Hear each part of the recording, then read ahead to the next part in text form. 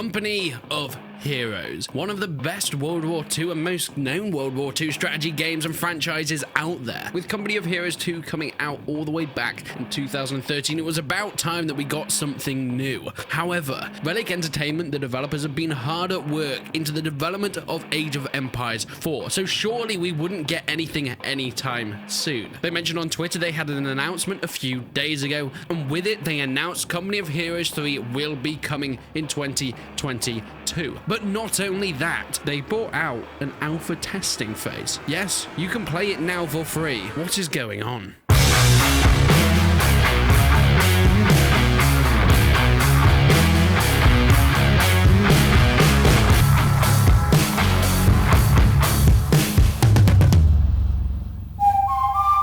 First of all, I'd like to talk about my history with the Company of Heroes franchise. I've played bits here and there, but it's never really been one that I've delved into all that deeply. You see, don't mind me saying, but I'm more of a Men of War guy. Very similar World War II strategies, however, I'd say Company of Heroes very much delves more into the more accessible arcade kind of thing. That might anger a few people, but let's be honest, Men of War is much more micromanaging, having different individual soldiers that you can choose up to, and having, for me, a bit more depth when it comes to the choices that you can make on the battlefield, having to be a little bit quicker and controlling these individual soldiers, and even going down in depth to being able to walk them around yourself, hook a grenade in that soldier's hand before they throw it, and being able to choose how that works when you're playing in the heat of battle. However, Company of Heroes hasn't been left by the wayside. It is incredibly popular, and at the moment currently still more popular than a franchise like Men of War, so it must be doing something right. But Company of Heroes 2 was where the franchise, I think, really kicked off in a big way, especially on the multiplayer side. His multiplayer is still doing fantastically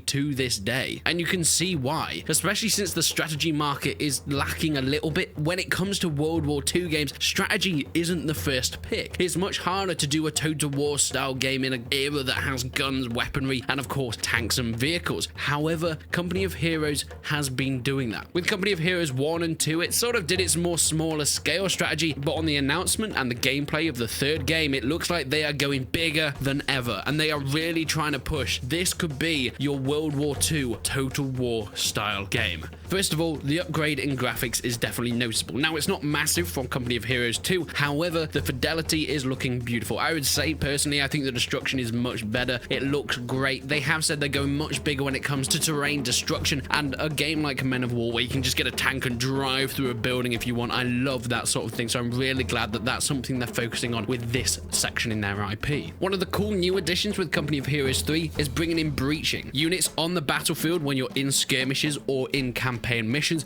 can breach into buildings that an enemy might be holding. Depending on the units will depend on the way that they enter that building. For example, a normal rifle squad or gunner squad will just throw a grenade in, they'll wait for it to go off, and then they'll breach and take that building. But one of my favorite things to do ever is breaching with a flamethrower. My god, it is awesome. It is one of the coolest things that I've seen in a strategy game and a World War II game in the last few years. It looks gorgeous. Now, it's such a small new addition, but it really adds to the immersion in the game. Being able to line your men up beside a building and getting ready to push into it. Yes, okay, the game takes over. It does most of it for you, but just seeing that, it's one of those things that you want to do over and over again. One of the stranger things about the inclusion of this alpha that you can actually play right now is that the game doesn't come out until 2022. It feels like they're really testing the game and trying to get feedback from the players to continue their development. It's not like a lot of companies that develop most of the game and then get feedback and do tweaks. Judging from these time spans, it looks like they're trying to get feedback and then finish the game, which I think is a bit of a weird way of doing it, but I guess we'll see how that pins out for them. The game overall, though, focuses very much upon the Mediterranean, in Europe, and of course the wars that went on there. You'll have Britain, America that will come into Europe, but of course they'll be fighting against mostly the Germans. Now, there is Italy in the game. I'm not sure if you can play it in the alpha, but that will be coming in later, hopefully, and they're really trying to focus on those Italian wars, and Africa has been hinted at, but we don't have that right now. The campaign itself is a great, fantastic new addition, and this is where it really comes to the Total War style. I'll get more in depth about it later on, but in general, it is a massive scale European warface theatre, having towns and cities that you control and ones that enemies control. Also strong points where you can get different resources from. Being able to recruit troops, vehicles, and companies that you can send off to defend places, or of course go and take land for yourself. While supposedly they're going to be focusing on Italy Italy. In the alpha, you're mostly going to be fighting against the Germans. You also, in this alpha, have some randomized skirmish matches, and when I say randomized, I mean completely randomized. You pretty much don't get to choose anything, but they're there if you just like playing some of the battles. Speaking of the battles, Company of Heroes has always been a bit more arcadey, at least in my opinion. You don't seem to be able to get that micromanaging level as something like Men of War, and I think that's why a lot of people do like it. However, I am more of the side of being able to control each individual troop. You see, the problem with Company of Heroes and what you're going to be seeing in the alpha of Company of Heroes 3 is because you don't get that micromanaging level, a lot of your troops will just be standing in the middle of roads, be standing on railways, just getting shot at. In a game like Men of War, where you can choose for them to drop down to the ground or choose each individual infantryman and choose the exact bit of cover that they're going to be hiding behind, seeing a silhouette of them, the way they're going to be shooting and which window you want to put them in, that's not really possible in this game. So if you're trying to get from point to point, from cover to cover, your men are going to get there, but if they start getting shot at, they're most likely just going to get slaughtered, since they tend not to react too fantastically. And this brings me on to how the AI reacts. It ain't great, if I'm going to be completely honest at this point in time. People seem to get stuck on a lot of things, not just your troops, but the enemy troops as well. And if you're defending a point, you'll see the enemy troops are just charging at you. No use of cover, no use of strategy. They're just either crawling along the ground in a massive wave of infantry, or they're all charging at once, straight on, just trying to get as many troops in there possible. You know, the proper Russian way. But I do think the battles are a lot of fun. I do think whilst I do have a more arcadey approach, I think that's great for this sort of thing. They're much faster paced battles than some other games of this genre. But I don't know, I'm just such a massive fan of Men of War. It's one of my favorite games of all time, and I would pick the battles in that over Company of Heroes any day. But I don't think that's the selling point, especially not what they're going with Company of Heroes 3. They started to move it from a RTS to a grand strategy and trying to find a middle ground between those two. The campaign is their selling point, and that's what I think they're really trying to push, and my should they be doing that. It looks beautiful. It's strange a little bit how the campaign map looks so much better than the actual skirmish maps, but we'll push that to the side for now. But this is where you're going to get most of your money when the game actually comes out. This is where you're going to get that value from the game. As I mentioned, recruiting troops through the maps and from your cities and towns not only can be used on the overworld map, but also will affect on-ground battles. So if you attack a stronghold or a fort or a town that's being held by the Germans, the troops that you recruit and take on the overworld map will be the troops that you can use on the ground in your skirmish battles. You have different types of troops like recruiting companies and larger squads that can go and trigger these on-the-ground skirmish missions, or you can have small units such as infantry that can be used as reinforcements for your bigger units when they go into battle, but they can't trigger these RTS style battles themselves. They can just hold placements, hold roads, hold checkpoints, and affect the world from the top. And I really like the way they do this, having different styles of troops and different sizes of companies that you can recruit that have different uses on the battlefield. And it's great. It's a lot of fun. There's not a ton to do in the alpha what we've got at the moment, but you'll get enough out of it. And I mean, it is free at the moment. It does seem a little bit like they went halfway towards a full sandbox World War II game that is inspired by something like Total War, but they didn't quite go all the way. So hopefully with some more content, some more factions and things like that, we'll be able to see more of that later, because as I mentioned, at the moment you can pretty much only play as the US and Great Britain, and that's about it when it comes to the campaign. But I'm sure that is just tied down to it being an early alpha testing. Some of the main gripes I have at the moment is, well, one of them being no key rebinding. That really annoys me, and I really think I hit a nail on the head with my tweet about this, talking about how a game like Company of Heroes still uses the arrow keys to move the camera, and so many people were replying saying, I know, it is so annoying, especially when you can't rebind it. Every game now uses W, A, S, and D. It's just standard for moving about, and then you're able to use hotkeys there. However, some strategy games that I've noticed, like the remasters of the Age of Empires games or Company of Heroes 3, are still insisting on using arrow keys, and the only response and the only excuse I've seen for that is that's what it's always been, which I get, but surely it's the time to adapt. Surely it's the time to go with the universal way of W, A, S, and D, because you are alienating a lot of your audience with that. You see, people don't play games like that anymore, and the people that do were the ones that were your old fans. And I completely understand appeasing old fans and your loyal fans that have been part of the franchise, but it is a big thing, especially when you can't rebind these controls, and it alienates a lot of new players that just don't play with controls like that anymore. I fortunately have been used to it playing Age of Empires for years and years, but even a game like Men of War, Assault Squad 2 that came out in 2014, has moved to W, A, S, and D, and it works perfectly. You still have the right amount of hotkeys, and you're still able to rebind all your controls to the way you want it. And I just think that Company of Heroes 3 should perhaps have had the foresight to at least put a preset, one for the old and loyal fans that are used to using arrow keys like the olden days, but also pay attention to the way that RTS games are moving and the way that the gaming industry is evolving in this day and age. But that's of course something that can be discussed down